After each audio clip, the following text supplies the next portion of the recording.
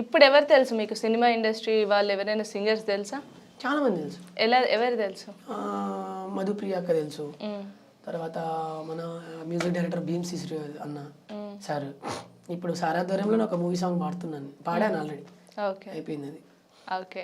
తర్వాత చాలా మంది వచ్చారు కాంటాక్ట్లోకి మూవీ వాళ్ళు, చాలా మంది తెలుసు. సో ఈ వీళ్ళు ఎప్పుడైనా సరే హెల్ప్ చేస్తారు మీకు అని అనే ఉద్దేశం మీకుందా? అంటే సినిమా ఇండస్ట్రీలో వెతకడానికి హెల్ప్ చేస్తారు. చిన్న రాములమ్మ తర్వాత విష్ చేశారా వీళ్ళందరూ? చాలా. ఇప్పుడు ఆ సాంగే కదా నాకు ఇప్పుడు అంటే ఇప్పుడు నా లైఫ్ టర్నింగ్ పాయింట్ అది కంప్లీట్గా. Turning point. సెలబ్రిటీస్ ఎవరైనా మెచ్చుకోవడం, శ్రీదేవి డ్రామా కంపెనీ ఇలాగా ఏమైనా వచ్చాయా?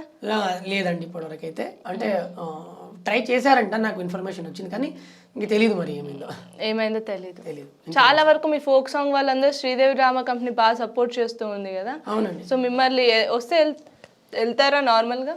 వెళ్ళాలండి, వెళ్తాను ఖచ్చితంగా వెళ్తారు. సో నార్మల్గా బంజారా, మీ సైడ్ బంజారా అంటాం కదా మనం, నార్మల్గా బంజారా సాంగ్స్ ఉంటాయి కదా. సో బంజారా సాంగ్స్ ఏమైనా పాడారా? లేదండి, ఇప్పుడు నెక్స్ట్ అందాల అపరంజి బొమ్మ సాంగ్ పాడబోతున్నా బంజారాలో. ఓకే. లిరిక్స్ వచ్చా మీకు ఇప్పుడు దానివి? లేదండి, ఇంకా అంటే చూసుకున్నాను బట్ నోటెడ్ లేవు. ఏ బంజారా సాంగ్ అంటే మీకు బాగా ఇష్టం? బంజారా సాంగ్స్లోనా? బంజారా సాంగ్స్ నేను చిన్నప్పుడు ఎక్కువ సాసు ఏమరా సాసు అని చెప్పేసి సాంగ్ ఉంటుండే. ఓకే. ఆ టైంలో సిడీ ప్లేయర్లలో ప్లే అవుతుండే, ఇప్పుడు ఈ ఫోన్లలో అవుతున్నాయి కదా, అది సిడీ ప్లేయర్లలో ఉంటుండే. నాకు అప్పుడు మేబీ 14 years కావచ్చు నాకు అప్పుడు, ఆ ఏజ్ 14-15 years నా ఏజ్. ఆ టైంలో నేను స్టేట్ లెవెల్, అప్పుడు తెలంగాణ రాష్ట్రం, తెలంగాణ ఆంధ్ర కలిసి ఉండే. ఆ టైంలోనే నేను స్టేట్ లెవెల్లో 3rd prize కొట్టాను నేను డాన్స్లో. గవర్నమెంట్ రాష్ట్రీయ యోజనోత్సవాలు దాంట్లో, తర్వాత తెలుగు యూనివర్సిటీ, అప్పుడు జానులిరి గారు, నేను, మేమంతా మా బ్యాచ్. తనకి 2nd prize, నాకు 3rd prize. అవునా?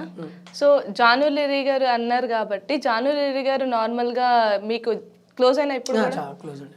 ఎలా ఉంటుంది అసలు? చాలా బాగుంటుంది అండి, చాలా సపోర్టెడ్. నా సాంగ్లు బేస్ అంటే ఈ ఇంటర్నెట్లో, ఈ మన రీల్స్లలో కానివ్వండి, ఇక్కడ ఇదంతా వైరల్ కావడానికి తనే రీజన్. సో జానులిరి చాలా వరకు అంటే కోపంగా ఉంటుంది, యాటిట్యూడ్ చూపిస్తుంది ఇలా అంటూ ఉంటారు. సో యాటిట్యూడ్ ఉంటుందా అసలు తనకి? ఇప్పుడు విషయం చెప్పాలంటే నేనైనా కావచ్చు, ఎవరైనా కావచ్చు, ఒక ఫీల్డ్లో ఒక స్టేజ్లో ఉన్నంత వరకే వాళ్ళ బిహేవియర్ ఉంటుంది. కొంచెం వాళ్ళ స్టేజ్ దాటి వాళ్ళ మెంటల్ టెన్షన్స్ కానివ్వండి, తర్వాత వాళ్ళకు వచ్చే కొన్ని ప్రాజెక్టుల టెన్షన్స్ కానివ్వండి, వాళ్ళ బిజీలో వాళ్ళు ఉంటారు, వాళ్ళ వర్క్ వాళ్ళకు ఉంటుంది. ఈ మధ్యలో ఎవరైతే ఉంటారో, అంటే అప్పట్లో కలిసిన వాళ్ళు ఉంటారు కదా, అబ్బా వీడి ఇప్పుడు ఎదిగిపోయిండు, అబ్బా ఈమె ఎదిగిపోయింది, ఇప్పుడు యాటిట్యూడ్ చూపిస్తుంది అంటే వాళ్ళ అపోహ అదంతా. కానీ పాపం వీళ్ళు అలా ఫీల్ అవ్వరు ఎప్పటికీ. నేనని కాదు, తను జాన్లీరి తను కానివ్వండి, ఎవరైనా కానీ, జాన్లీరి గారు కావచ్చు, ఎవరైనా కానివ్వండి, వాళ్ళ పరిస్థితిని బట్టి, వాళ్ళ అట్మాస్ఫియర్ని బట్టి వాళ్ళు బిహేవ్ చేయాల్సి వస్తుంది. సో మా కోసం ఒక బంజారా సాంగ్. ఓకే అండి, ఈ మధ్య కాలంలో బాగా వైరల్ అవుతున్న సాంగ్ అది. ఈరణా బాయి బాయి కేచి బాగిన కాయి దేచి, ఈరణా బాయి బాయి కేచి బాగిన కాయి దేచి, బాయి తరస గైవలో యాచోచ సేమ బళతాచ. సో ఈ పాట మా బంజారాలో బాగా వైరల్ అవుతుంది, బాగా ఊపుతుంది అనమాట, అందరికీ ఫేవరెట్ అనే సాంగ్. అండ్ మా ఇంట్లో మా వదిన ఈ పాట బాగా వింటుంది అనమాట, అలా నాకు ఐడియా వచ్చింది. ఓకే. సో అంటే బంజారా సాంగ్స్, బంజారా కల్చర్ కావచ్చు, చాలా డిఫరెంట్గా ఉంటుంది. మీ ఇంట్లో కూడా ఇప్పటికీ ఆ ముసుగులు, ఆ గాజులు అవన్నీ ఉంటాయా? మా ఇంట్లో మా ఇంట్లో అంటే ఇప్పుడు ఏం లేదు, మేము ఊర్లో ఉంటాము, అంటే ఊరు తాండా కలిసి ఉంది. మా పక్క వాళ్ళు ఉంటారు అనమాట, మా పక్క ఇంట్లో వాళ్ళు. తర్వాత మా తాతయ్య వాళ్ళ వైఫ్, మా నాన్నమ్మ, తర్వాత మా అమ్మమ్మ. ఓకే. వీళ్ళందరూ వేసుకుంటారు. దానికి ఏమైనా అర్థం ఉందా, మీనింగ్ ఉందా ఏమైనా? ఉంటుందండి. అది ఇప్పుడు అది అవన్నీ ధరించడానికి మా సంస్కృతి, అంటే మా తెగ, మా కల్చర్ అదంతా బయట ప్రపంచానికి తెలియజేయడానికి. ఇప్పుడు ఒక్కొక్కరికి ఒక్కొక్క ఇది ఉంటుంది, ఒక సింబాలిక్స్ ఉంటాయి. సో ఈ సింబాలిక్స్కి ఒక నిర్వచనం, ఈ మా డ్రెస్సింగ్ స్టైలు, ఈ ట్రెడిషనల్ అదేదంతా. తర్వాత ఇంకొకటి ఏంటంటే మా వాళ్ళు ఈ అద్దాల ముసుగులు, ఈ అద్దాల అదంతా వేషాధరణ ఉంటుంది కదా, అది అంటే నాకు అంత ఐడియా లేదు, బట్ వాళ్ళు ఇచ్చేయడానికి అంటే బాగా కుండ గుహల అక్కడక్కడ నివసిస్తుంటాం మేము. అవును. అంటే అడవుల్లో బాగుంటాం, ఓకే. తాండాలలో అవి బాగా అడవుల్లో ఉంటాయి కదా. సో వీళ్ళు చిలక పనులు అంటే పొలం పనులు అవన్నీ చేసుకుంటున్నప్పుడు ఈ అద్దాలవి రిఫ్లెక్టర్స్ కదా అవన్నీ. ఈ రిఫ్లెక్టర్స్ కొన్ని వన్యమృగాలు ఉంటాయి అడవిలో పనిచేస్తున్నప్పుడు. సో వాటికి రిఫ్లెక్టింగ్ అయ్యి భయపడతాయి కొన్ని. భయపడి అక్కడ నుంచి వెళ్ళిపోవడానికి ఇవి యూజ్ అవుతాయి అన్నమాట. ఇవి యూజ్ అవుతాయి. సో అది అందుకని అది ట్రెడిషన్గా ఫాలో అవుతూ ఉంటారు మీరు. ఓకే.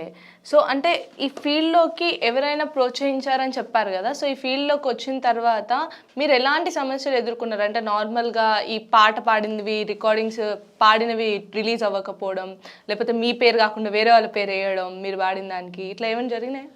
లేదండి, అంటే తక్కువ ఏం జరగలేదు నాకు అలా. ఎందుకంటే నేను ఈ మధ్య కాలంలోనే వైరల్గా సాంగ్ వైరల్ అయింది ఈ మధ్యలోనే. సో అంత వరకైతే ఏం రాలేదు, బట్ కొంచెం సాంగ్స్ లేట్ అవ్వడము. ఎందుకంటే ఇప్పుడు ఫోక్ సాంగ్స్కి బాగా ఇవైతున్నాయి, ప్రిఫరెన్స్ అవుతున్నారు కాబట్టి అందరికీ ఇంపార్టెంట్ కాబట్టి అందరూ పోటాపోటీగా ఇప్పుడు నడుస్తున్నాయి బయట అంతా. సో దానివల్ల ఇప్పుడు తక్కువ ఉన్నారు మ్యూజిక్ డైరెక్టర్స్ కానివ్వండి, వీడియోగ్రాఫర్స్ అంటే డిఓపీలు కానివ్వండి, ఎడిటర్స్ కానివ్వండి, ప్రతి ఒక్కటి తక్కువ ఉన్నాయి, రేర్గా ఉన్నారు. సో దానివల్ల కొంచెం లేట్ ఇలా సమస్యలు రావడం కొన్ని. సో నార్మల్గా అంటే ఇప్పుడు ఈ సాంగ్ పాడిన తర్వాత మీరు క్యాన్సిల్ అయిన సాంగ్స్ ఏమైనా ఉన్నాయా? మీరు మీ చేత పాడిపించి బాగాలేదు అని క్యాన్సిల్ చేసిన సాంగ్స్ ఉన్నాయా? ఉన్నాయండి, ఒక రెండు ఉన్నాయి, బట్ చెప్పడానికి రాదు. గుర్తున్నాయా ఆ సాంగ్ లిరిక్స్ కానీ ఏమైనా గుర్తున్నాయా? లేదండి, బయట చెప్పొద్దు, ఎందుకంటే రిలీజ్ కాలేదు. ఈ మూవీ సాంగ్ ఒకటి ఉంది, ఓకే. తర్వాత ఇంకొకటి పెద్ద ఒక యూట్యూబ్ ఛానల్, అది దగ్గర అది ఒక 3-4 మిలియన్ ఉంటుంది సబ్స్క్రైబర్. ఓకే. దాంట్లో పాడి రిలీజ్ కాలేదు. ఈక్వల్ టు అంటే మన మూవీ సాంగ్స్ కూడా అందులో రిలీజ్ అవుతాయి. మూవీ సాంగ్స్ కూడా రిలీజ్ అవుతాయి. సో ఛాన్స్ పోయిందని ఎప్పుడైనా బాధపడ్డారా? లేదండి, లేదు, బాధపడలేదు. ఎందుకంటే వస్తుంది అన్నప్పుడు ఎక్స్పెక్ట్ చేయండి, పోతున్న తర్వాత ఎందుకు ఎక్స్పెక్ట్ చేయాలి? ఓకే. మనీ బాగా సంపాదించారండి ఈ ఫీల్డ్లోకి వచ్చాక? లేదండి, మనీ అంటూ ఏం సంపాదించలేదు. అంటే ఇప్పుడు ఎవరికైనా ఎంత పెద్ద బిజినెస్ మ్యాన్ అయినా, ఎంత పెద్ద అంటే ఎవరికి తగ్గట్టు వాళ్ళకి ఆ ఖర్చులు అదంతా ఉంటుంది. ఓకే. అదే ఇప్పుడు నా నార్మల్ స్టేజ్ ఉన్నప్పుడు నాకు ఇన్కమ్ అంతే ఉన్నది, అంతే పోతుండే. ఓకే. నేను ఇప్పుడు ఈ స్టేజ్లో ఉన్నా అంతే ఇన్కమ్ వస్తుంది, అంతే పోతుంది. ఓకే. అలాగే ఉంది.